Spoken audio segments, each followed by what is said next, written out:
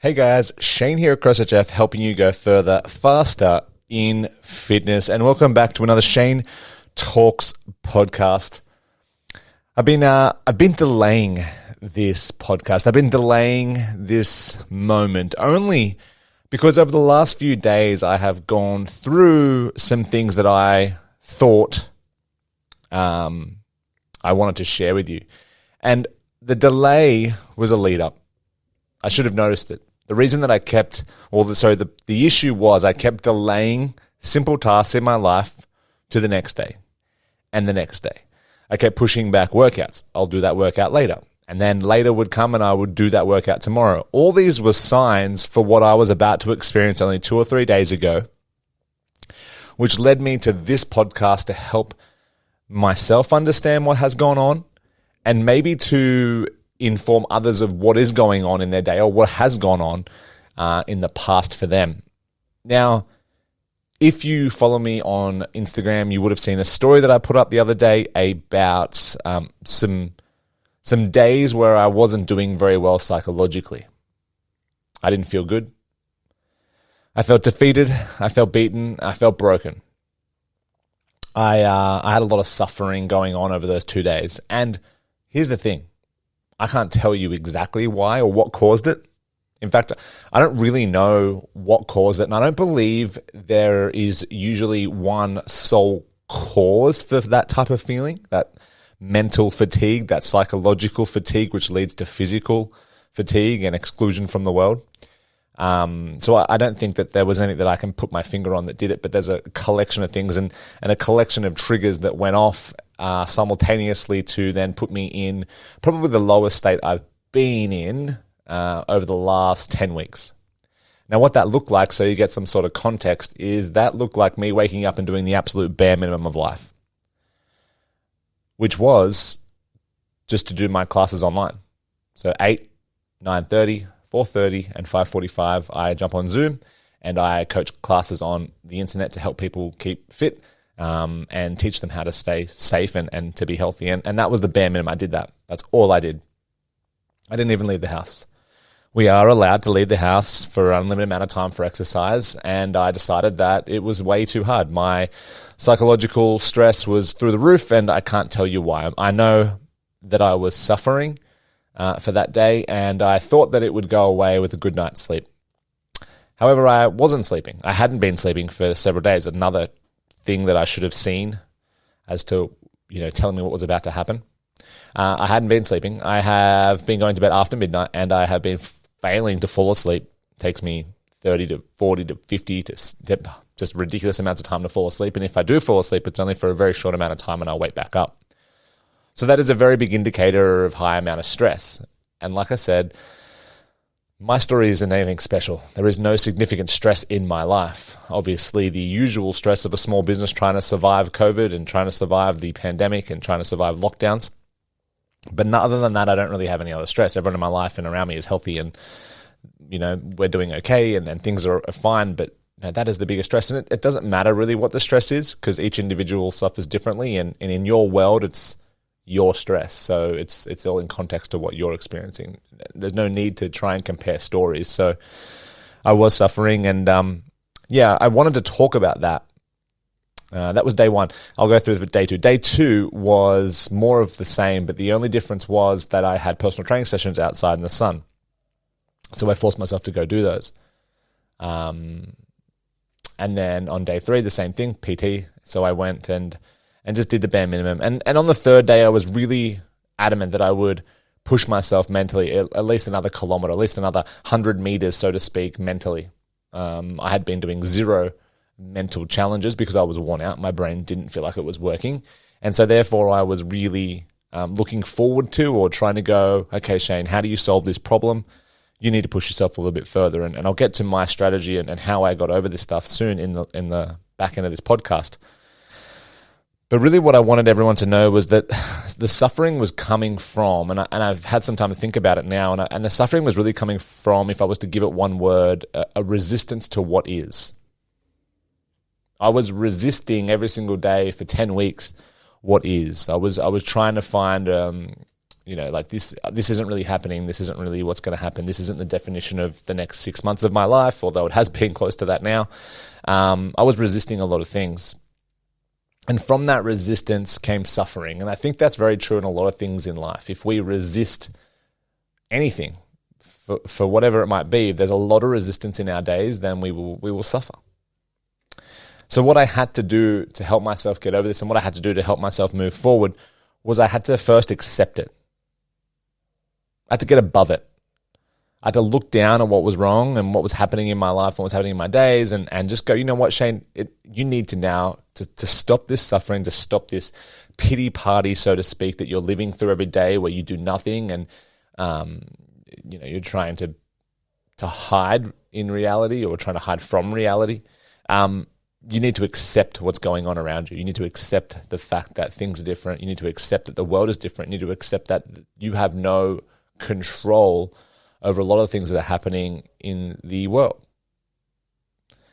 So once I got above it and I accepted it, my next focus point was to change.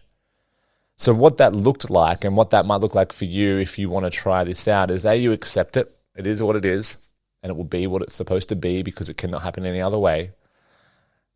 And then you need to decide to change some things. Now, you're not going to change those things that you can't change, but you can change things that you do each day. You can change the way you approach the day. You can change the way you end the day. And so for me, what that looked like was, it was actually brushing my teeth, brushing my hair, trimming my beard down, trying to get myself looking like a human, not a hobo. And then I started to change my routine. Okay, Shane, you know that after your last Zoom class is when you hit the biggest low, because you've got to be up there for the group. Like, I don't let this stuff affect the way I do my job. Ask anybody. I don't think anyone will ever really notice at all that I was feeling that way. Especially, I mean, you might have an idea, but it's not direct. It's not in your face like, oh my God, what is wrong with Shane? And so what would happen is, at the end of that class, the Zoom call would end, everything in my house would go silent, and I would be alone with my thoughts. And then I would be like, well, fuck it, stuff. It's like, what's the point? Like, why do anything? And so from there and from that, I needed to change, right? So I've accepted it. This is what it is. This is how I'm feeling. This is what I can't change. This is what the world is like. And the more I resist the world changing, the more I suffer, and that's not fair. And so I started to change. Okay, well, now the call is over. You need to get up and go make some food. You need to go out for a walk. You need to just get in the car and drive to the location in which you think you're going to train, right?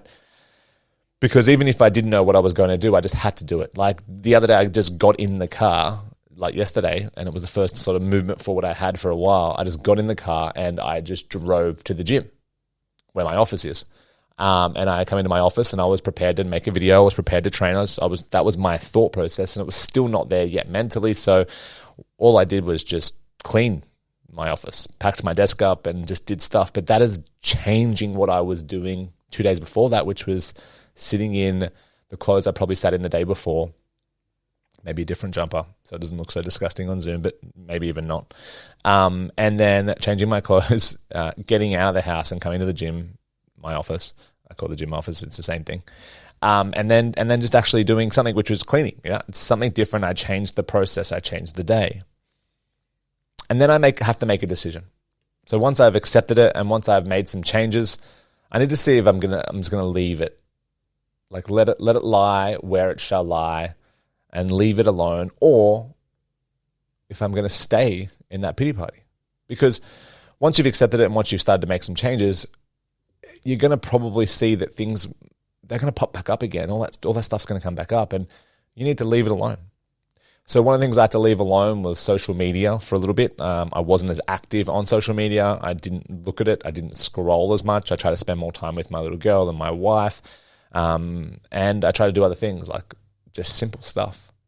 And I decided to leave it where it was, leave the news where it was, let the narrative on the narrative of the world run its course, and do what I had control over, and that was my own health and my own happiness and those around me, and making sure that I'm okay, because if I'm not okay, how can I make other people okay? You know, there's that saying, work on I so that you can help we. So when I work on I work on myself, I am able and have more power to work on the we and help more people outside of me. Now, what I was also doing, and I had to leave it, and what I had to also leave alone was the fear of something in the future. What if I lose my small business? I was thinking that every single day, all day. I would stop thinking for a moment, and then I would be hit in the face by that option. That was the potential, and that is the potential. That's always the potential. No matter where we're going through, there's always a potential that things go wrong. And what I was doing, and I wasn't leaving alone, it was the fact that I was pushing too much into the fear of something happening far too greatly in the future. I wasn't paying attention to the present moment. I was pushing to the future way too much, and it was really stealing from my joy and happiness. The problem with doing that is that it keeps you in your own little prison. You don't evolve, you don't move forward, you don't create, you're not growing, and so therefore you almost a self-fulfilling prophecy. When you start to think, I'm going to lose my business if this and this happens, I'm going to be put into financial stress. When you are predicting or pushing your thoughts too far into the future, that's all you're focusing on. And when that's all you focus on, you start to miss all the things that you can be doing outside of that will obviously stop that from happening. So you become joyless because everything is a punish. And not only you get caught in your own little mental prison, and the bars and the walls all over that stuff, all over the walls are scribbled all your problems and all your issues and all your fears, and you're stuck just reading the walls, reading, what happens if you can't put food on the table? What happens if you get sick? What happens if your little girl gets sick? What happens if your wife gets sick? What happens if your friends and family get sick? What are you going to do? That's all these future problems that might never happen. They might, but they might never happen. And I had no control over that anyway. All I had control over was getting out of that mental prison and creating more joy and happiness in my day, and trying to tell those around me and share my experiences so that we all can work through this together. Because if you want to move fast, go alone. But if you want to go far, go together. And that's what I'm trying to do. I'm trying to go far with the group of people that I'm surrounding myself with, whether it be you guys listening, supporters that like what I put out there, that like the message that I've got, or if it's my friends and family. If we're going far together, then we have to do that together. If I want to go somewhere fast, I'll go alone, but you won't go far. I think the next step that I had done, and I'll kind of rehash this stuff so it's easy, is that one, I chose acceptance. And I've written some stuff down so I don't forget it. I chose some acceptance. I accepted what was, and that I was suffering because that I was fearing resistance, right? There was too much resistance in my life, so therefore I was suffering. I started to accept the fact that that's what I was doing. I started to change my daily routine, my daily habits, and I started to do things that were different, that were going to help me push through and accept. And then I had to decide whether or not I was going to leave alone the things that kept coming up in front of me as hey, come play with us and be depressed all day. These are the things that are coming into my life. And then you're like, oh shit, I need to leave those alone because otherwise I'm going to go backwards. And that was the news and scrolling and social media and fear of something in the future and all that stuff I need to just leave alone and stop doing. Now, I don't know how to control all those thoughts yet, but I know they pop into my head every 6 or 4 hours. They will be there, and it's like medication. It comes in, and I need my hit, either pick it up and take it, or I leave it alone. And I need to leave it alone. I need to go, I'm not playing that game. I'm not playing that stuff today. I'm focused on this. I'm focused on doing something creative. I'm focused on bringing joy back into my life. I'm focused on getting out of that mental prison that I put myself in. So I needed to notice that my struggle and my suffering were the same. I needed to figure out what my triggers were, what was triggering all of this. Therefore, leave it alone. So I needed to make a list. And then I needed to create new habits, put them in place so that I don't get stuck there again. The last thing I needed to do was to start showing more gratitude and acceptance and thankfulness to those around me, people who were reaching out to me, people who were messaging me, people who were there, people who were asking me if I was okay.